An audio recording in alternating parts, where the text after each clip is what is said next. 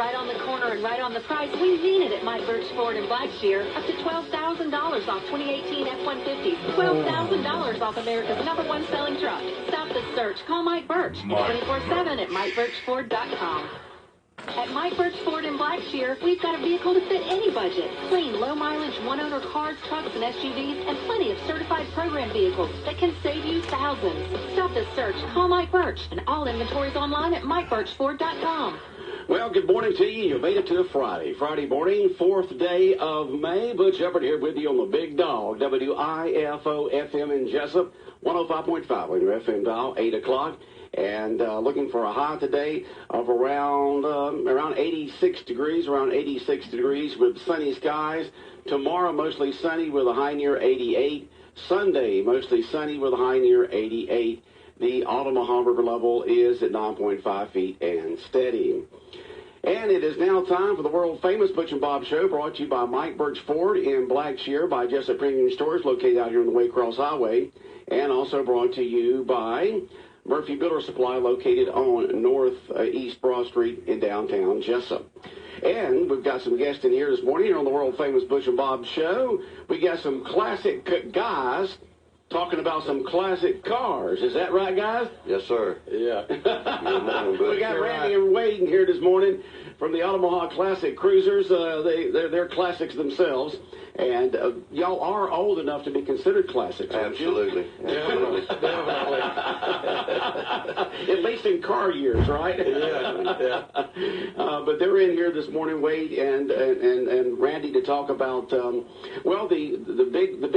big show that's coming up.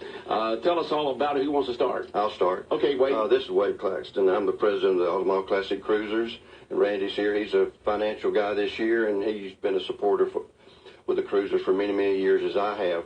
We've been in existence about 17 years, and we've been doing the big show various places around town for probably a big part of that, maybe 15 years or so. And we've been downtown Jesup on Cherry Street probably for the last five years or so, something like that, I would think, wouldn't you, Randy? Like that. Yep. So we're doing the cruising to the oldies, sponsored by R&R Auto and Camper Sales. They're a big sponsor of us most every year, and we sure thank Ray Moore for that.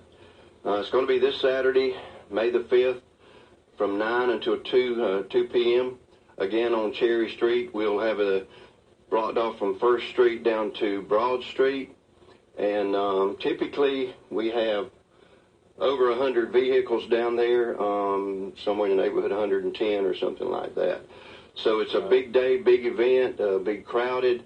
We're going to have the Strand Theater across the street there. They're going to maybe doing some concessions, and we'll be sending folks to different businesses in the area for lunch and things like that. Randy, it's not too bad. It's too bad that Ralph couldn't be showing Smokey the Bandit while this is going on, right? Yeah, that's right. Because Randy's got one of them classic Pontiac cars from the late 70s. That's right. One of them Trans Am. Yeah, somebody at our meeting the other night said it would be neat to show one of those old classic car movies, Yeah. It would. Yeah. But a lot going on, not only just with the cars. Y'all got the cars, trucks. You got them from. I've seen them back from like after the turn of the century, all the way up to the modern hot sports cars. Oh, yeah. I mean everything in Right. between. Randy will elaborate on all our classes that we're going to be giving trophies out for. Okay. All right. Yeah, we do a lot of different classes. We try to include all the vehicles that we can, and I've said to the club several times, some of these younger generation, they like the new cars. And it's like you and I grew up with 70 model cars. Right. The kids today are growing up with 2015 to 18 model cars. Right. And they love them. They seem to be really enthusiastic about it. So we've added a class for newer cars. I'll just go over the list. Yeah, you strap yourself into one of them hot Camaros, a Mustangs, Chargers, or Challengers, or a vehicle like that, and that's kind of what we did back in the late '60s and '70s. Is we same things: the Camaros, the Mustangs, the Chargers, the Challengers, vehicles of that type. There's Randy. There's 2 or 3 clubs from Hinesville attend our monthly cruise-ins out at Hardy's. First Saturday of every month, 5:30 to 7:30. There's a Mustang group over there with the 5.0 Mustangs, and they're bad to the bone. And there's a Mopar group with 392 Hemis in them, and I mean they're modern day hot rods. So not only do you have the classic cars, you've got subgroups of the classic cars. Oh yes, okay. Right. Well, Randy, let's talk about those divisions.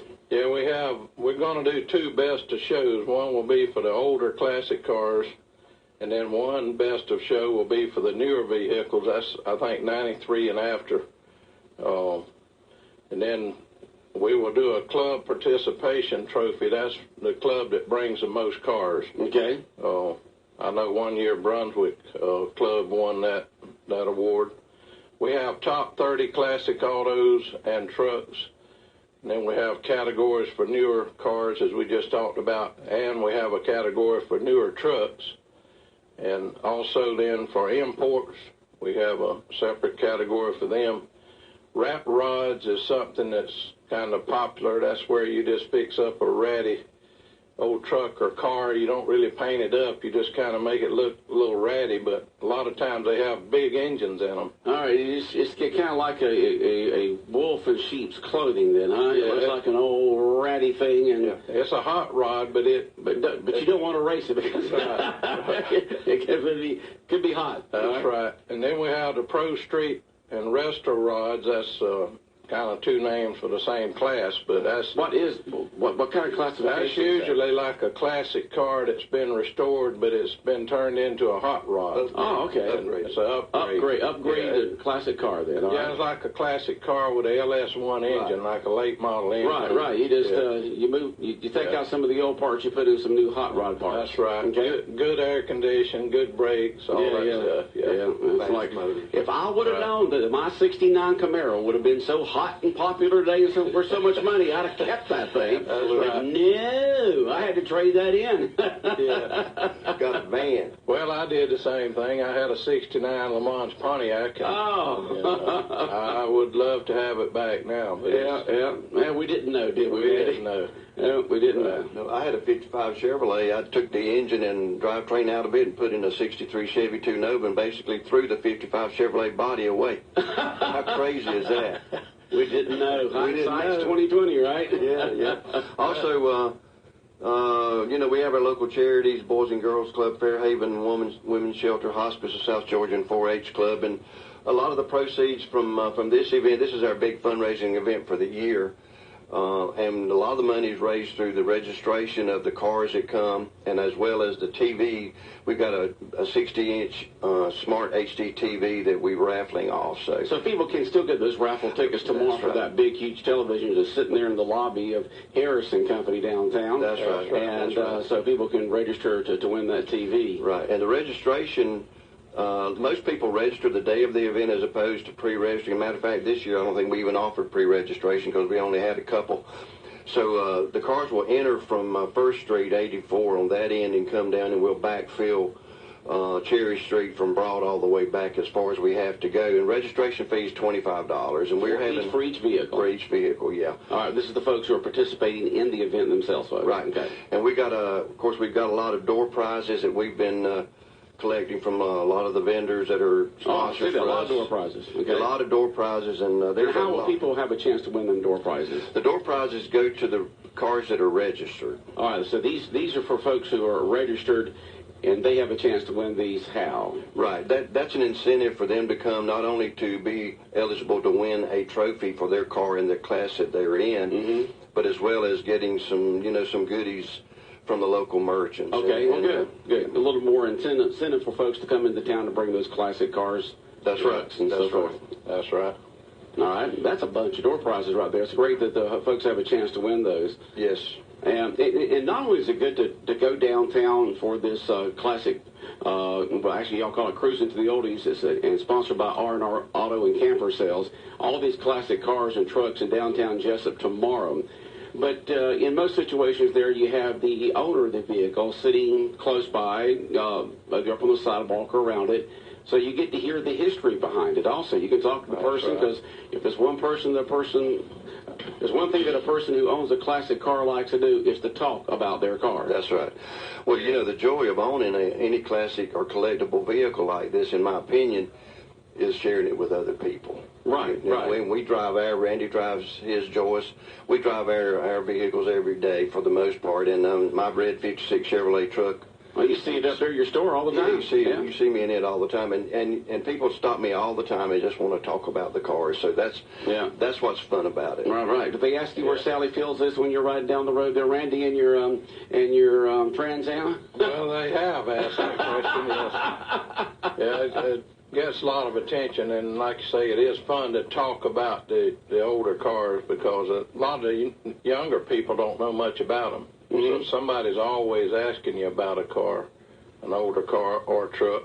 And it's good to get the young folks involved. You know, we don't see that so much here in small towns and in rural Georgia and places like that where cars and trucks are very still, you know, important to the teenagers. But when you get into these some metropolitan areas, cars are not as important to that generation, this generation, as it was to us when we were 16, 17, 18, and 19. They would rather have electronics. They would rather, having a car or truck of their own is not all that important in metropolitan areas in today's generation. But it's a little bit different in rural communities like ours, though. It is. And too, so many cars today are basically throwaway cars. You know, they're not going to increase in value over time. They're going to decrease to the point that they throw them away. Whereas your classic cars and trucks, if you keep them up, they're going to increase in value over time. So I'm glad to see there are some young people that are enthusiasts with this, and hopefully we'll keep it going for years to come. Okay. No division for classic hybrids and stuff like that yet, right? No battery-operated cars yet. Not yet. Not yet. I don't. You don't foresee the outcome, do you? I like internal combustion engines. Yes, sir. Yeah. But it is the Cruising to the Oldies, sponsored by R&R Auto and Camper Sales. A bunch of classic cars and trucks from just about every generation is going to be in downtown Jesup tomorrow from 9 a.m. to 2 p.m.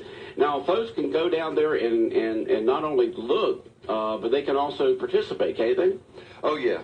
We always have a lot of people locally that come by, and they like to walk down the street and look at the cars and talk to the people and so on. And while we have the option here, I'd like to thank the city council, mayor, and the city manager of Jesup for allowing us again this year to block off Cherry Street. We want to thank all of the businesses, because we contacted each one individually, got them to sign off on the fact that they agree for us to close off Cherry Street. It's for 5 hours, and but that's right during the middle of the day. So again, we want to thank everybody for allowing us to do this, because across the United States, this is my opinion, when you have an event like this in downtown Main Street, it's a lot better than if you're out in some mall somewhere. Oh, I agree. Bringing folks downtown, you get to show off downtown. People can gather in a small area right there instead of being spread out everywhere. And the merchants benefit because folks downtown, they can, step inside the stores. A lot of store owners, I'm sure, will have some racks outside on the sidewalks and stuff like that. So, folks, while you're downtown looking at all these classic cars, swing into, walk into a few of the merchants down there and get you some great merchandise from our local business owners. Absolutely.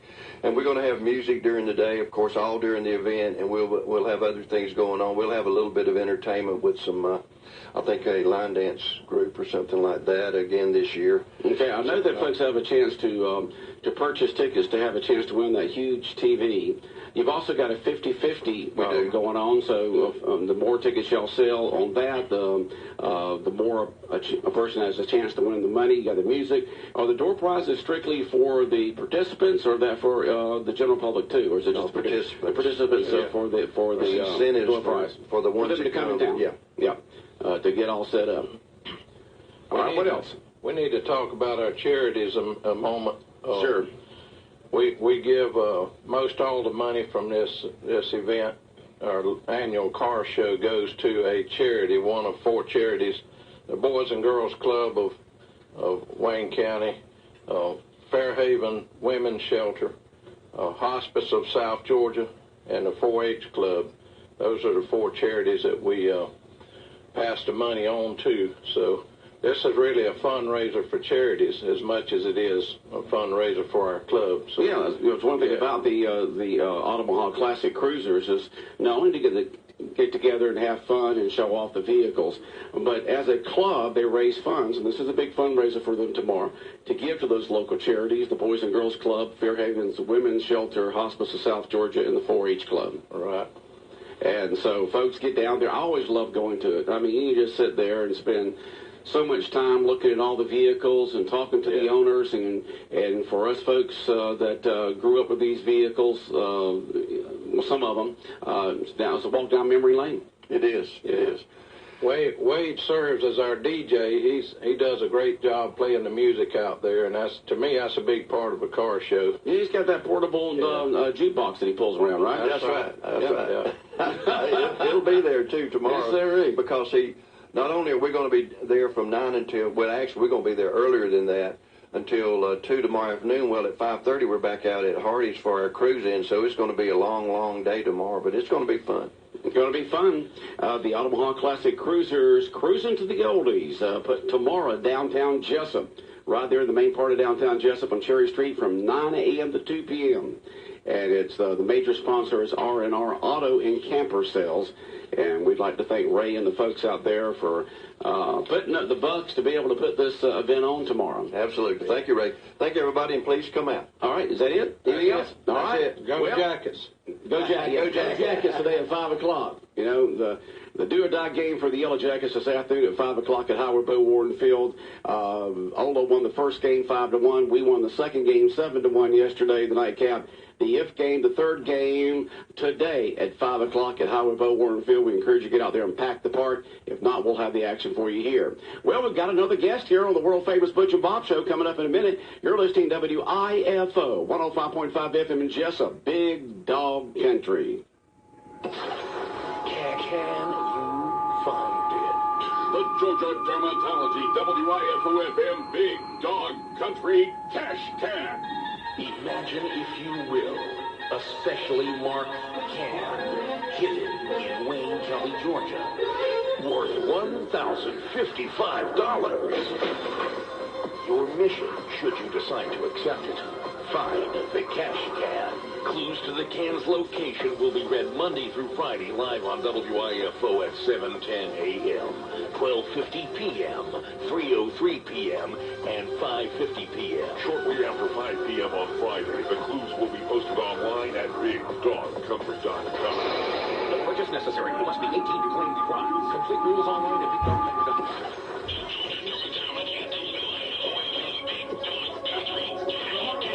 Coming soon. This promo will self-destruct in very short. All right, y'all just come have a seat right here. Here and here. Okay, got to get on the air here. It's in here talking to some more guests in here this morning. And we got some David Schaefer in here, and I guess somebody that's with him. Is that right? And is Ralph up here with y'all? Yeah. Okay, Ralph just here to support y'all. Okay. All right, so we've got David Schaefer in here this morning. Good morning, David. It's a great privilege to be with you. All right. Tell folks who David Schaefer is and why you're here, David. I am the conservative candidate for lieutenant governor in the Republican primary coming up 2 weeks from Tuesday. 2 weeks? Can you believe that? I mean, already.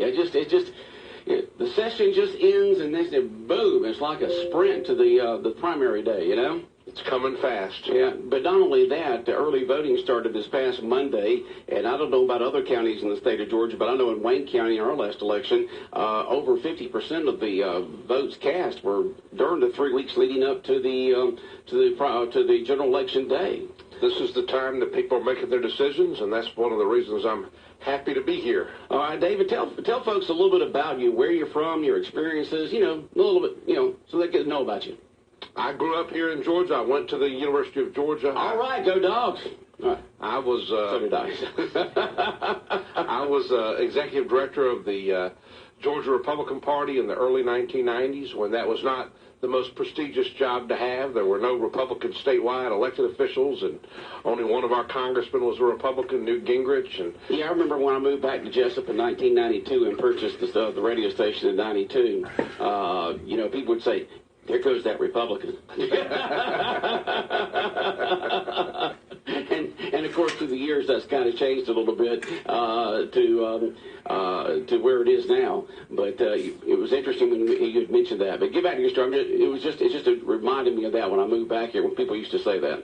Well, I spent the first part of my adult life trying to build up the Republican Party in Georgia, get us into the majority, and I've spent the last part trying to hold Republican elected officials accountable to the promises that we made when we were trying to get into the majority. I've served in the state Senate and have led on virtually every conservative issue that Republicans care about.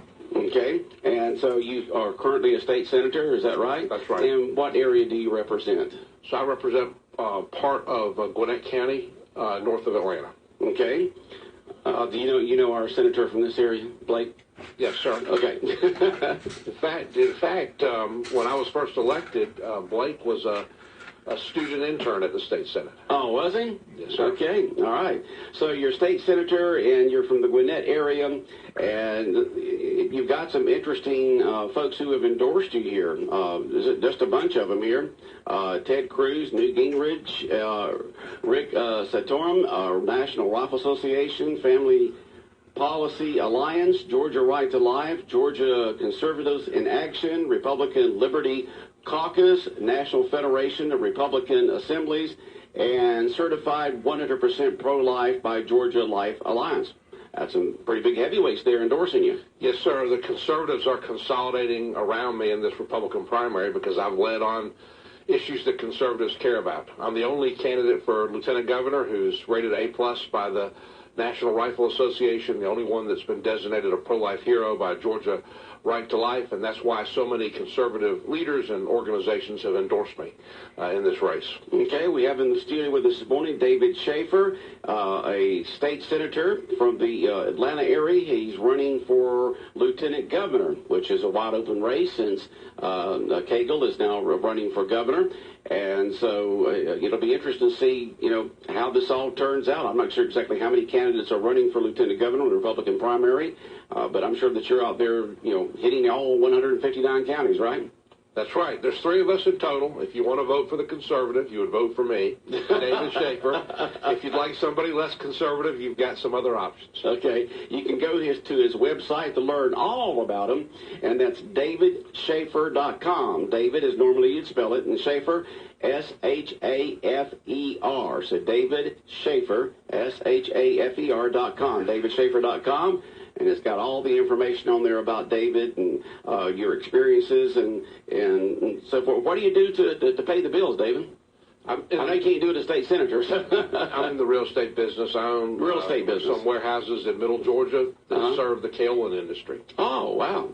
How's that business going up there in the kaolin industry? Up there in the Sandersville area and all that. It's actually in Wilkinson County. Yours is Wilkinson. Kaolin is mined in only a few places in the world. The Georgia kaolin mining industry suffered a little bit when they discovered it in Brazil, but it's still strong. It still employs thousands of people throughout Georgia. In fact, mining is one of the biggest industries in Georgia. It's bigger than peaches and peanuts combined in terms of economic impact, and that's something that most people don't really understand or appreciate. Okay, well, we had Speaker of the House, Ralston, on yesterday by phone, and we always stated the fact that who's the second most powerful person in the state of Georgia? We always know it's the governor. Some people say it's the Speaker of the House. Some people say it's the lieutenant governor. But it's good to have folks of y'all's of caliber and importance here in the state of Georgia here on the Butch and Bob show to tell folks what's going on. And it was good to have him on yesterday. It was very interesting talking to him. Yeah, I've known him for more than 30 years. He was the chairman of the Fannin County Republican Party in the early 1990s when I was the executive director. So I've known him for a long time. So other being here on the radio this morning here, what else are you down in this area for to campaign? Well, we started the day in Hinesville. Yesterday we were in Waycross and Douglas, and a little bit later today we're going to be in Baxley. I've been in Savannah, in Statesboro. I mean, we're crisscrossing southeast Georgia. Okay. In the studio with us this morning is David Schaefer, state senator from the Atlanta area, and he's running for lieutenant governor.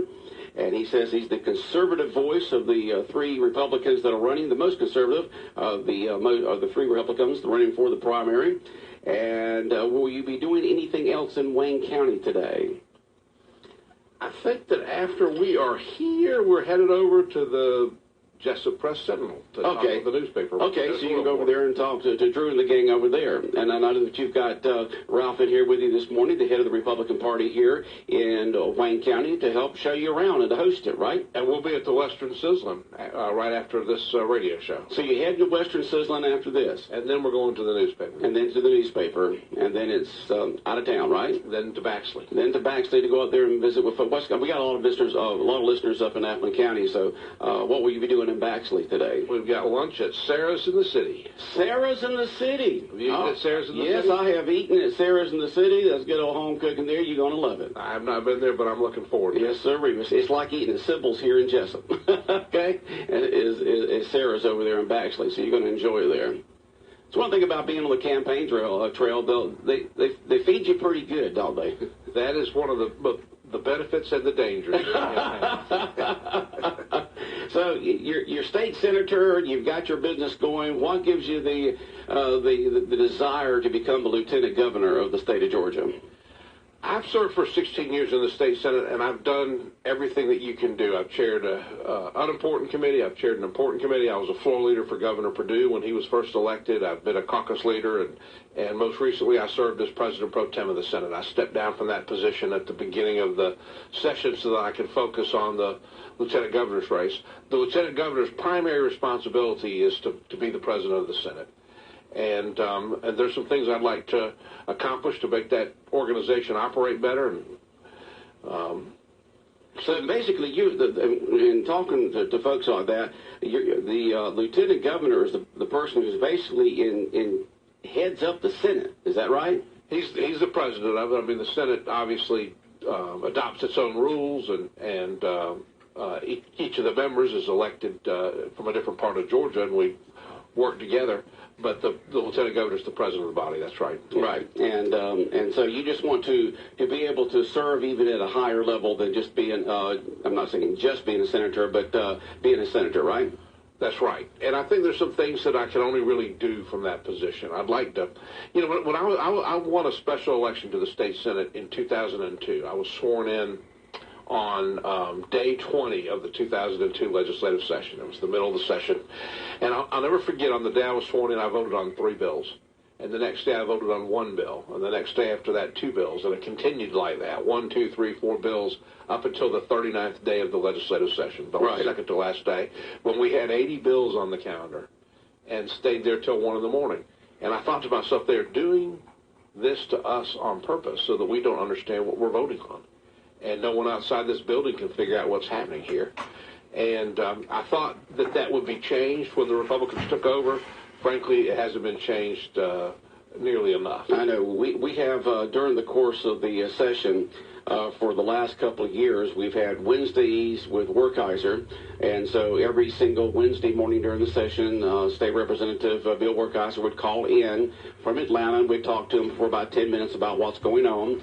And then we had Tuesdays with Tillery, and Blake Tillery would call in on Tuesdays and tell us from the Senate side what was going on. And that was a great informative thing that both of those gentlemen did for us here to let us know what was happening. But as it got down there toward the end, that last day or two, it's just amazing how many bills get thrown in there and tried to be voted on.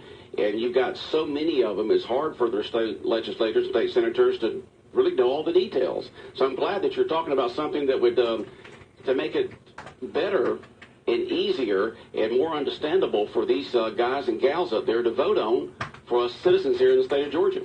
We meet for 40 days every year, but we do 80% of our work in a 2 or 3 day period of time. Oh, yeah. Well, I've always said that if it wasn't a deadline, then nothing ever get done. So that's true. There is, I mean, you when you were in college, you studied more the night before the exam than you did any other day. All them all-nighters, right? But we can do a better job of pacing ourselves. I want every issue to be considered separately on its merits.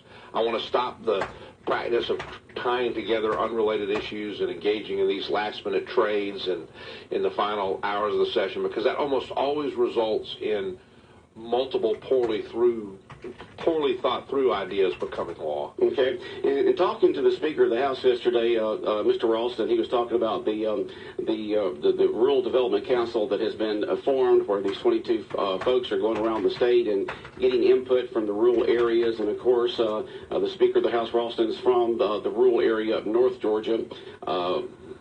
You're down here in South Georgia. 50% of the population, over 50% of the population of Georgia lives above I-10, not 16, but I-10, and we feel sometimes ignored down here in South Georgia. What will you do as Lieutenant Governor to make sure that there's one Georgia, there's not Atlanta, and then there's other folks down there south of Macon? There's really two things we've got to do. We have to, Georgia's entire healthcare system is fragile, and we have to shore it up. And particularly in rural Georgia, no business is going to come to an area or expand in an area where there's not ready access to both routine and emergency health care. And, we've done some things trying to rethink how you deliver health care in the 21st century. We passed the micro-hospital bill during this session of the General Assembly. But we have got to strengthen our health care system and make sure that every part of Georgia has access to routine and emergency health care. Telemedicine can play a role.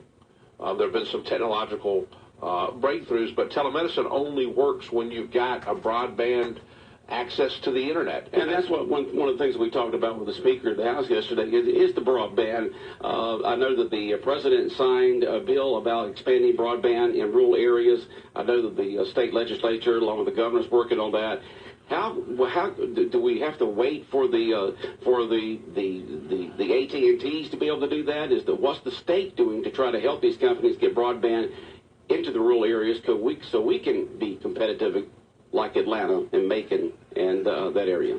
We have to make the same determination about broadband that we made about the telephone 120 years ago. We made a societal determination that every home and business ought to be connected to a universal system of telephones 120 years ago, and we've got to do the same thing about the internet. And I think we ought to take the Universal Service Fund that currently serves the telephone industry and expand that to include broadband technology. Nothing has to be formed like it did with the electrical companies back after the turn of the 20th century, their 19th century, where you had the big companies and then you had to have rural development like Satilla and stuff like that.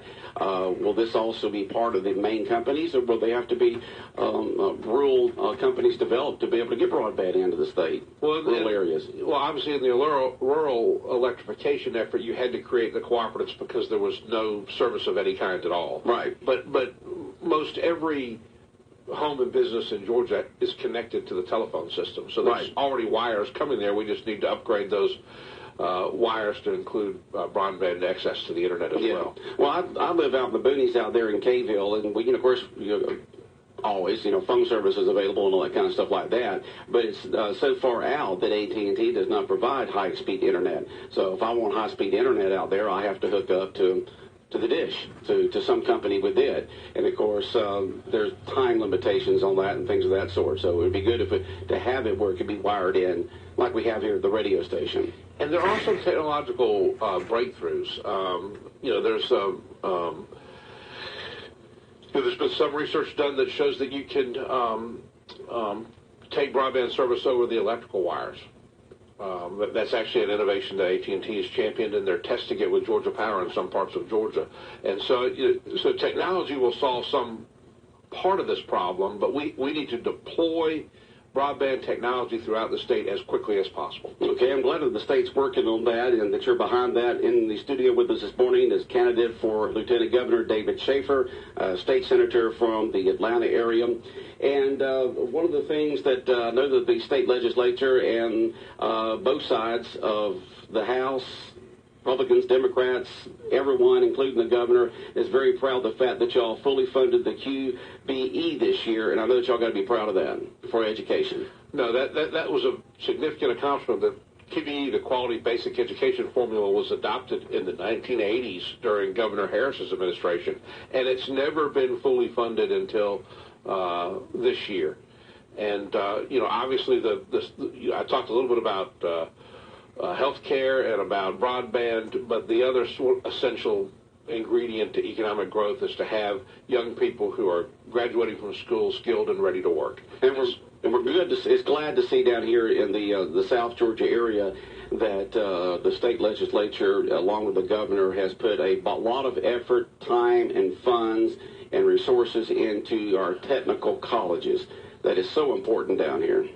One of the biggest mistakes we've made as a society in the last 30 years is to stigmatize technical education and drive young people toward liberal arts college degrees. The reality is that if you know how to weld or plumb or pipe fit, you will make much more money.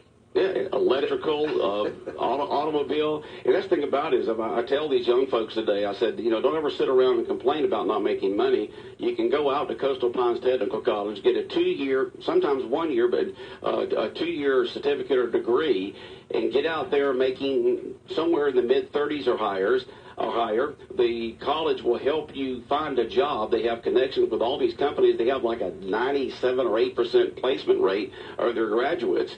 So, and then, not only that, that usually when you get with a company, because we've had these companies on, along with the college on the Butch and Bob show, and they talk about the continuing training and education they give these graduates at their companies to help them even make more money and be more valuable to their company. Absolutely. The training's available.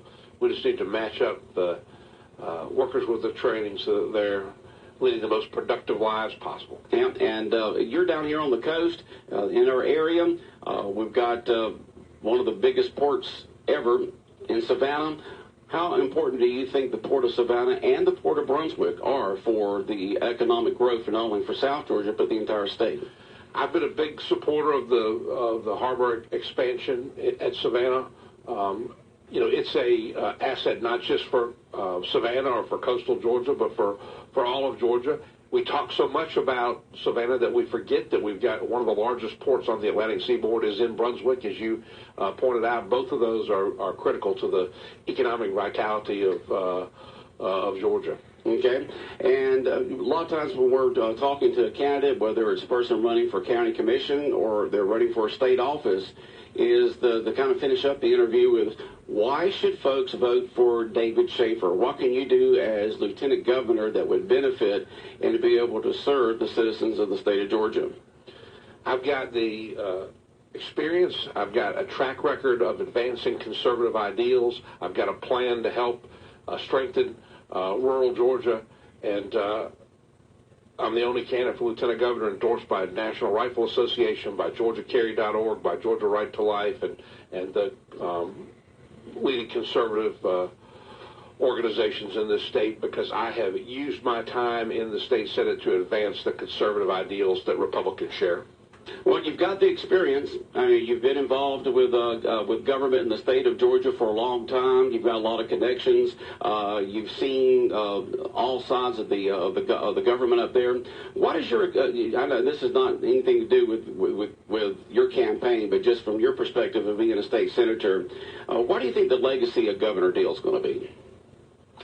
I think he's been a faithful steward of Georgia. I think that he is. Paid a lot of attention to maintaining our AAA bond rating, making sure that the finances of the state were properly managed, cutting taxes and fully funding education in this session of the legislature was a significant accomplishment. He should get the credit for that. And he's done a lot to promote Georgia as a good place to do business. We have really grown as either each year, one, two, or three as the top states for businesses to come into. And I know that the education, being able to fully fund that was very important for all of y'all this year, because there were so many years there that had to be cut because of the Great Recession of 2008. And but we do appreciate you coming in here, David. David Schaefer in here, state senator from the Atlanta area, running for lieutenant governor. And now I guess it's pretty difficult to get out there and go to all these counties between now and May 22nd. It's the most fun I've had in the entire campaign, I'll be honest with you. But Georgia is a huge state. It's the largest state by geography on this side of the Mississippi. And there are nearly 10 million people who live here. Well, you've got good folks like Ralph and so forth like that in each one of the counties that will host you and take you around. We wish you the best as you're leaving here and going to Western Sizzlin'. Is that correct? That's right. So, folks, if you want to meet David in person, you can head on down to the Western Sizzlin' and see anybody down there, meet and greet and answer your questions. You can to learn all about them. And was that your last stop in Jesup the day before you head to Baxley? We're going by the newspaper. We're going by the newspaper. Well, that'll be an interview with the reporters down there, and they can read that article and the upcoming paper, and then over to Baxley to Sarah's in the City. So all you folks over in Appling County can meet with David Schaefer over there. Any other comments that you'd like to make while you've got the airtime here, David? I will tell you this, whether I win or lose, I will always remember being on the Butch and Bob show. Well, we've had a lot of them on through the years. Anybody can think of it. Johnny Isaac's in office calls us 3 times a year. We don't have to call them. They call us 3 times a year to be on the show on a regular basis. And it's good to have not only the local folks, that's really what the show is about, is local, but it's good to have the state figures and national figures on the Butch and Bob show all the time. Have a great day. It's been a pleasure meeting you, and good luck with your campaign. Thanks so much. All right. You're listening to the world-famous Butch and Bob show here on WIFO 105.5 FM in Jesup, Big Dog Country Radio, brought to you by Mike Birch Ford in Blackshear, Jesup Premium Storage located out here on the Waycross Highway, and also brought to you by Murphy Builder Supply in downtown Jesup. Your weather forecast, some other great stuff coming up in just a moment, and then the best in country music at 9:03. The time now is 8:41.